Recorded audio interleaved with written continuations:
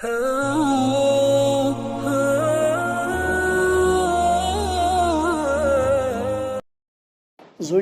للناس حب الشهوات من النساء والبنين والقناطير المقنطرة من الذهب والفضة والخيل المسومة والأنعام والحرث ذلك متاع الحياة الدنيا والله عنده حسن المآب قل أنبئكم بخير من ذلكم للذين اتقوا عند ربهم جنات تجري من تحتها الأنهار خالدين فيها وأزواج مطهرة ورضوان من الله والله بصير بالعباد. وقال النبي صلى الله عليه وسلم حب الدنيا رأس كل خطيئة. وقال النبي صلى الله عليه وسلم الدنيا ملعونة وملعون ما فيها إلا ما ابتغي به وجه الله، وفي رواية إلا ذكر الله وما والاه أو عالما أو متعلما أو كما قال صلى الله عليه وسلم. معزز دوستوں اور بزرگوں،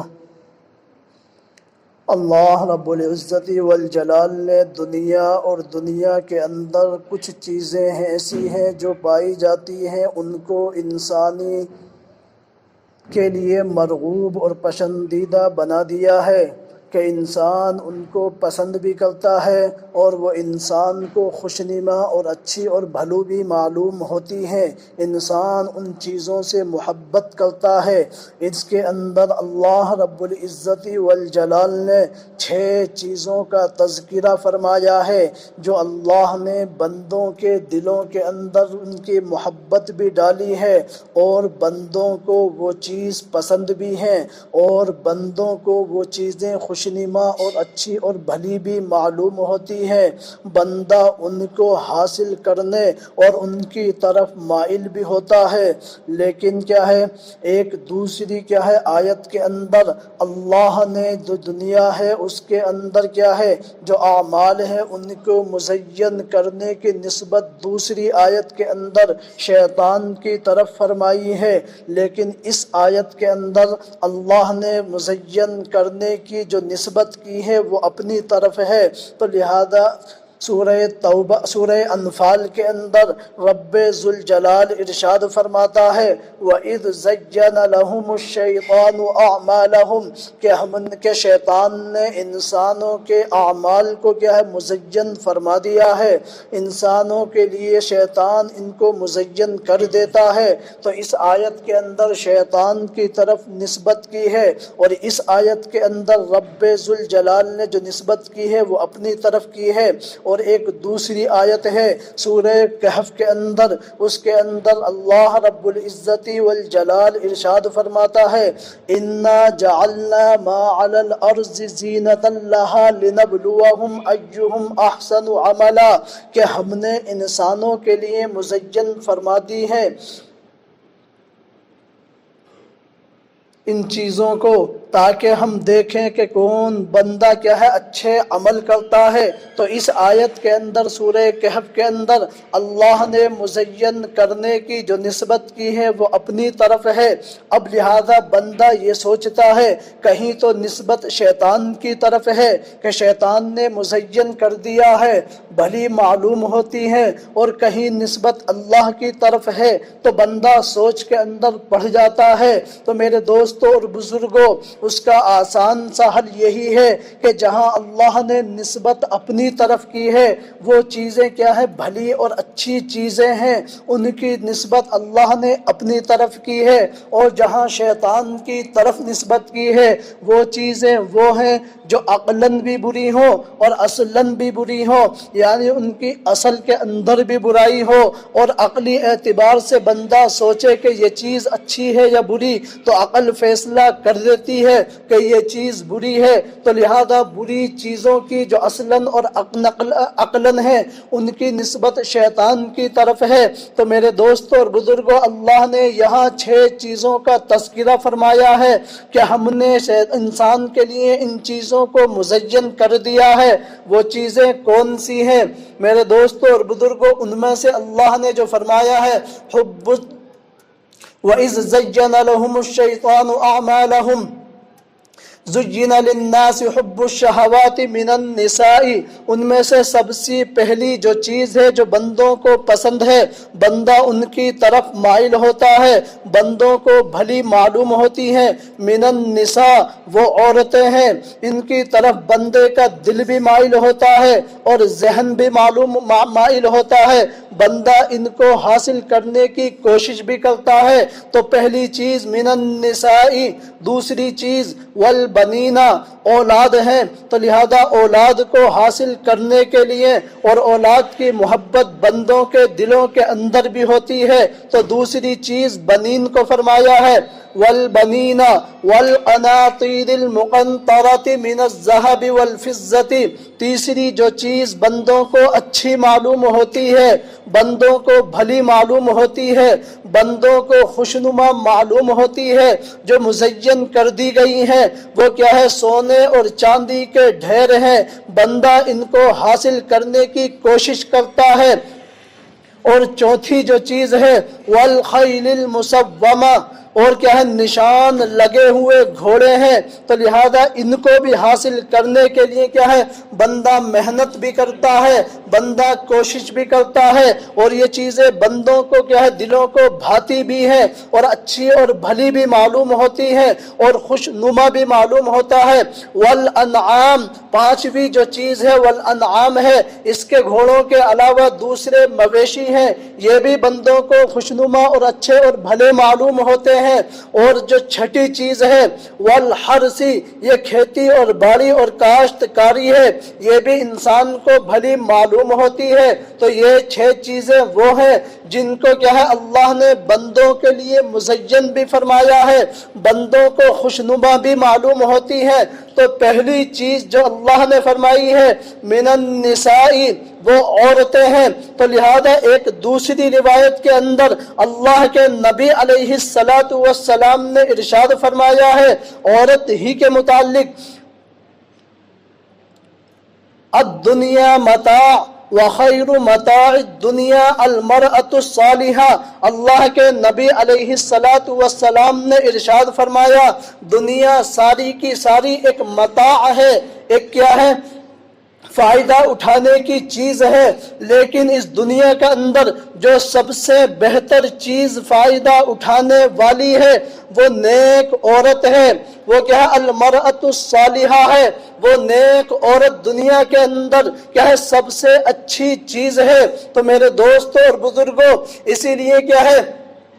اللہ نے سب سے پہلی جو چیز ارشاد فرمائی ہے وہ عورتوں کو فرمایا ہے کہ یہ انسان کو بھلی معلوم ہوتی ہے، تو لہذا انسان ان سے محبت بھی کرتا ہے، اور اس کے کیا ہے بعد دوسری چیز جو فرمائی ہے والبنینا، جو اولاد ہوتی ہے اس سے بھی محبت فرماتا ہے۔ اب اولاد کے اندر چاہے مذکر ہو یعنی لڑکے ہو یا مؤنث ہو یا لڑکیاں ہو، ان سب سے بندہ اپنے کیا ہے؟ محبت فرماتا ہے۔ تو میرے دوستوں اور بزرگوں، یہ کیا ہے؟ مال کس اعتبار سے ہے اولاد؟ تو لہذا سورہ مدثر کے اندر رب ذوالجلال ایک تذکرہ فرماتا ہے وَبَنِينَ شُهُودًا وَمَهَّدتُّ لَهُ تَمْهِيدًا وَجَعَلْتُ لَهُ مَالًا مَمْدُودًا، کہ ولید بن مغیرہ کو اللہ نے کیا ہے؟ بہت سارا مال عطا فرمایا تھا،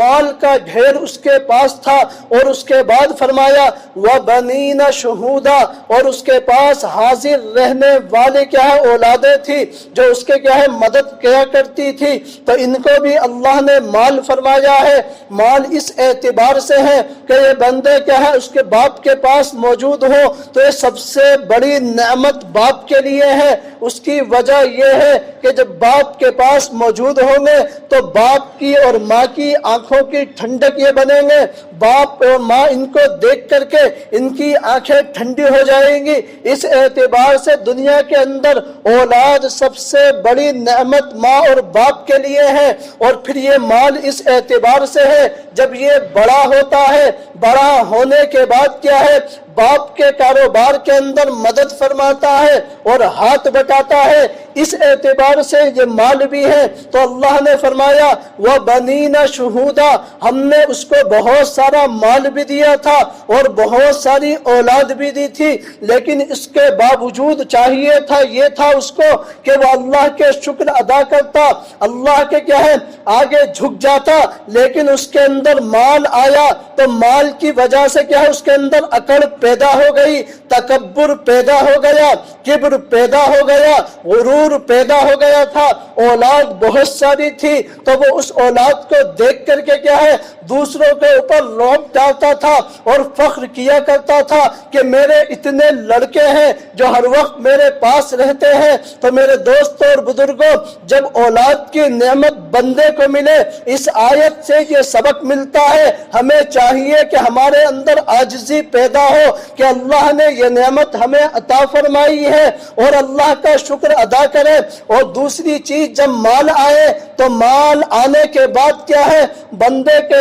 اندر انکساری پیدا ہو، عاجزی پیدا ہو، اور بندے کے اندر تکبر نہیں آنا چاہیے۔ مال کی یہ صفت ہے جب بندے کے پاس آتا ہے تو خود بخود کیا ہے اس کے اندر کبر پیدا ہوتا ہے۔ تو اللہ نے فرمایا کبر کرنے کی ضرورت نہیں ہے، بلکہ کیا ہے تم عاجزی اختیار کرو۔ جو اللہ مال دے سکتا ہے، جو اللہ اولاد دے سکتا ہے، وہ اس بات کے اوپر بھی قادر ہے، اگر تم کبر کرو گے، اگر تم تکبر کرو گے، اگر تمہارے اندر عناد اور غرور پیدا ہوگا تو اللہ اس مال کو تم سے چھین لے گا، جس طریقے سے تمہیں عطا کیا تھا اس طریقے سے واپس لے لے گا۔ اسی طریقے سے جو اولاد دی ہے تو لہذا اولاد یہ نعمت ہے، لیکن تکبر اگر ہوگا تو اللہ اس اولاد کو بھی چھین لے گا۔ اولاد کے چھیننے کا مطلب یہ ہے یہ اس کی آنکھوں کی ٹھنڈک نہیں بنے گی، بلکہ باپ رات دن ان کی ٹینشنوں کے اندر پڑا رہے گا، اس اعتبار سے کیا ہے یہ اس کو چھین لے گا۔ تو میرے دوستوں اور بزرگوں،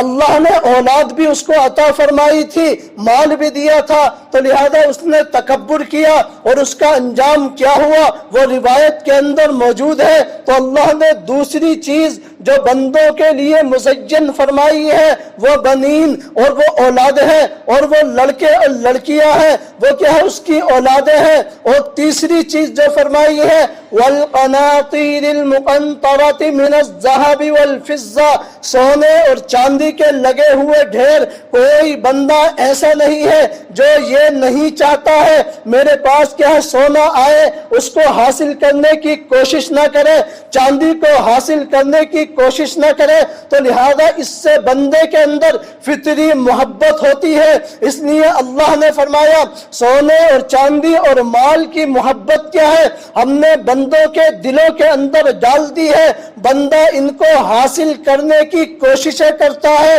اور جو کیا ہے چوتھی چیز ہے والخیل المسومہ، نشان لگے ہوئے گھوڑے، یہ اس زمانے کے اندر کیا ہے بہت مال، بہت بڑا مال سمجھا جاتا تھا اور بہت قیمتی چیز سمجھی جاتی تھی، ان کو حاصل کرنے کی کوششیں کی جاتی تھی۔ لیکن آج کے زمانے کے اندر دوسری چیزیں اس کے مقابلے کے اندر ہیں، کار ہے اور دوسری چیزیں ہیں جو آج کے زمانے کے اندر کیا ہے رائج ہے، ان کو حاصل کرنے کی بندہ کوششیں اور محنت کرتا ہے۔ تو لہذا بندہ یہ چاہتا ہے آج میرے پاس بائک ہے، کل کو اس کی کوشش یہ ہوتی ہے میں بڑی گاڑی اس کو خرید لوں، کیونکہ اس کے دل کے اندر ان چیزوں کی محبتیں موجود ہیں، ان سے الفتیں موجود ہیں۔ اس لیے اللہ نے فرمایا والخیل المسومہ، نشان لگے ہوئے گھوڑوں کی محبت بھی کیا ہے ہم نے انسانوں کے دلوں کے اندر ڈال دی ہے۔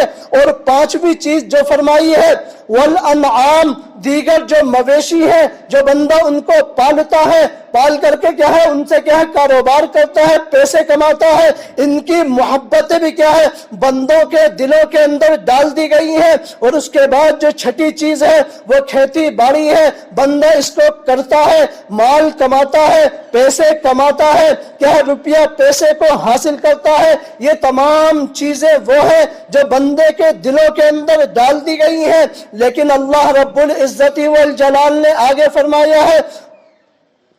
ذالک متاع الحیات الدنیا، یہ تمام کی تمام چیزیں جو تمہارے دلوں کے اندر ان کی محبت ڈالی گئی ہے، ان کو کیا ہے اصل چیز مت سمجھنا، یہ کیا ہے ایک فائدہ اٹھانے کی چیزیں ہیں، لیکن ایسا نہ ہونا چاہیے کہ ان کی محبتوں کے پڑھنے کے بعد کیا ہے تم اپنے اصل خالق کو، اپنے اصل مالک کو، اپنے اصل رب کو بھول جاؤ۔ ان کی محبتوں کے اندر میرے دوست اور بزرگوں تو لہذا کیا ہے ان چیزوں کو حاصل کرو، لیکن ضرورت کے درجے کے اندر رہ کر کے، جتنی ضرورت ہو اس درجے کے اندر رہ کر کے بندہ حاصل کرے، کوئی اس کو منع نہیں کرتا ہے، لیکن پورا انہماک انہی چیزوں کے اندر لگ جائے، رب سے غافل ہو جائے، اللہ کو بھلا دے، تو لہذا کیا ہے اللہ فرماتا ہے اس کے لیے کیا ہے ایک دو چیزیں عذاب بن جائیں گی، لیکن جو اصل ٹھکانہ ہے، اصل جو جگہ ہے، اصل جو مقام ہے وہ مرنے کے بعد کی زندگی ہے، وہ اصل چیز ہے، وہ تمہارے ذہنوں کے اندر رہنی چاہیے، اس کو بھولنا نہیں چاہیے۔ اور ایک دوسری آیت کے اندر رب ذوالجلال مال اور اولاد کے متعلق ارشاد فرماتا ہے سورہ انفال کے اندر وَاعْلَمُوا أَنَّمَا الْحَيَاةُ الدُّنْيَا فتنہ، کہ ہم نے مال کو بھی آزمائش بنایا ہے، اولاد کو بھی آزمائش بنایا ہے، تو لہذا یہ آزمائش کس طریقے سے ہے کہ کیا ہے اس کی تفسیر کے اندر امام فخر الدین الرازی علیہ الرحمہ تفسیر کبیر کے اندر فرماتے ہیں انما کانت فتنۃ، یہ مال بھی اور اولاد بھی کیا ہے یہ فتنہ ہے، یہ آزمائش ہے۔ اس کی وجہ کیا ہے لأنہا تشغل القلب بالدنیا، کہ یہ چیزیں جب آتی ہیں، جب مال آتا ہے، جب اولاد حاصل ہوتی ہے، تشغل القلب بالدنیا، یہ کیا ہے اس کے دلوں کو دنیا کے اندر مشغول کر دیتے ہیں، رب سے اس کو کیا ہے ذہنوں کو ہٹا دیتے ہیں، اس کی طرف مائل ہونے سے اس کو الگ کر دیتے ہیں۔ اس لیے یہ مال بھی فتنہ ہے، اس لیے یہ اولاد بھی فتنہ ہے، لأنها تشغل القلب بالدنیا وتصير حجابا عن خدمت المولا۔ اور اس کی تفسیر کے اندر خود فرماتے ہیں امام فخر الدین الرازی علیہ الرحمہ کہ یہ کیا ہے مولا کی خدمت کے اندر آڑ بن جاتے ہیں، کیونکہ جب اولاد ہوتی ہے باپ اولاد کی فکر کے اندر لگا رہتا ہے، اللہ کو بھول جاتا ہے، اس لیے یہ فتنہ ہے۔ لیکن اگر اولاد ہو اور اگر مال ہو تو لہذا بندہ ان کی بھی فکر کرے اور رب کے کیا ہے عبادات کو بھی انجام دے، اوامر کو کرتا رہے، نواہی سے بچتا رہے، تو یہ مال اور آزمائش کیا ہے اور اولاد سب سے بڑی اس کے لیے نعمت ہے۔ کل قیامت کے دن کیا ہے اگر وہ دیندار ان کو بنائے گا تو لہذا یہی کیا ہے اس کے لیے نجات کا ذریعہ بن جائیں گے، لیکن اگر دیندار نہ بنایا، دنیا دار صرف بنا دیا ہے تو یہ اس کے لیے کیا ہے ایک قسم کا عذاب بن جائیں گے۔ اس لیے اللہ نے فرمایا وَاعْلَمُوا أَنَّمَا أَمْوَالُكُمْ وَأَوْلَادُكُمْ فِتْنَةٌ، تمہارے مال بھی فتنہ ہے، تمہارے اولاد بھی فتنہ ہے، تو لہذا فتنہ اسی لیے ہے اگر اللہ کو بھلا دے تو لہذا یہ فتنہ ہے، لیکن اللہ کو نہ بھلائے تو اب یہ فتنہ نہیں ہے بلکہ یہ سب سے بڑی نعمت ہے۔ تو میرے دوستوں اور بزرگوں، اللہ نے دنیا کی جو محبت بندوں کے دلوں کے اندر ڈالی ہے وہ 6 چیزیں ہیں، لیکن اس کے مقابلے کے اندر رب آخرت کی نعمتوں کا جب تذکرہ کرتا ہے قُلْ أَنَبِّئُكُمْ بِخَيْرٍ مِّن ذَلِكُمْ لِلَّذِينَ اتَّقَوْا عِندَ رَبِّهِمْ، ان کے اندر جب تذکرہ کیا ہے، لیکن اصل چیزوں کے سلسلے میں تمہیں بتاؤں تو سنو وہ کون سی چیزیں ہیں اللہ نے دنیا کی محبت کو تو 6 چیزیں بتلایا ہے، لیکن جو آخرت کی نعمتوں کا تذکرہ کیا ہے وہ 6 نہیں ہے بلکہ صرف 3 ہے۔ جنات تجری من تحتها الانہار، سب سے پہلی چیز جو جنت کے اندر بندے کو ملے گی وہ نہریں ہوں گی جو اس کے اندر جاری ہوں گی۔ روایت کے اندر آتا ہے جنت کے اندر ایک نہر پانی کی ہوگی، ایک نہر شہد کی ہوگی، ایک نہر دودھ کی ہوگی، یہ روایت کے اندر آتا ہے۔ تو جنات تجری من تحتها الانہار، جنت کے اندر بندوں کو کیا ہے ایسے باغات ملیں گے سر سبز و شاداب، جن کے تحت بہت ساری نہریں جاری ہوں گی، کہیں دودھ کی نہر بہ رہی ہوگی، کہیں شہد کی ہوگی، کہیں صاف شفاف پانی کی ہوگی۔ تو لہذا کیا ہے جنات تجری، پہلی نعمت جنت کے اندر ملے گی، اور دوسری نعمت جنت کے اندر کیا ملے گی؟ وَأَزْوَاجٌ مُطَهَّرَةٌ، کیا ہے پاک اور صاف اور ستھری بیویاں ملیں گی اور صاف ستھری حوریں ملیں گی۔ یہ بندوں کو کیا ہے جنت کے اندر اللہ نے وہ ازواج کے ساتھ ایک صفت کا تذکرہ فرمایا ہے، مطہرہ۔ مطہرہ سے معلوم ہوتا ہے جنت کی جو عورتیں ہیں ان کے اندر کیا ہے ناک کی آلائش بھی موجود ہے، اس کے اندر گندگیاں بھی موجود ہیں، لیکن جنت کی جو عورتیں ہوں گی وہ کیسی ہوں گی؟ بالکل صاف اور شفاف ہوں گی، نہ ان کو کیا ہے ناک کی آلائش جاری ہوگی، نہ اس کے اندر گندگیاں ہوں گی، اور ان کا جسم کیسا ہوگا کہ ان کا جسم ایسا ہوگا 70 کپڑوں کے اندر بھی اگر وہ لپٹی ہوئی ہو تب بھی ان کے جسم کے کیا ہے پنڈلی کا گودا بالکل صاف کیا ہے نظر اور صاف اور شفاف دکھائی دے گا، اتنی خوبصورت ہوں گی۔ اللہ نے فرمایا ہے وَأَزْوَاجٌ مُطَهَّرَةٌ، جنت کے اندر جو بیویاں ملیں گی اور جو حوریں ملیں گی وہ صاف اور شفاف ہوں گی، پاک اور صاف اور ستھری ہوں گی، ازواج مطہرہ ہوں گی۔ اور تیسری نعمت فرمائی وَرِضْوَانٌ مِّنَ اللَّهِ، اب اللہ کی رضامندی بھی ان کو حاصل ہو جائے گی۔ جنت کے اندر بندہ چلا جائے گا، رب کہہ دے گا اب میں تم سے راضی ہو گیا، کبھی ناراض نہیں ہوں گا۔ یہ ذہن کے اندر نہیں آنا چاہیے کہ رب روٹھ جائے گا۔ دنیا کے اندر تو یہ ہے اللہ روٹھ گیا ہے، اللہ سے کیا ہے گناہوں کی معافی مانگ رہا ہے، لیکن جنت کی صفت کیا ہوگی؟ رب نے خود فرما دیا ہے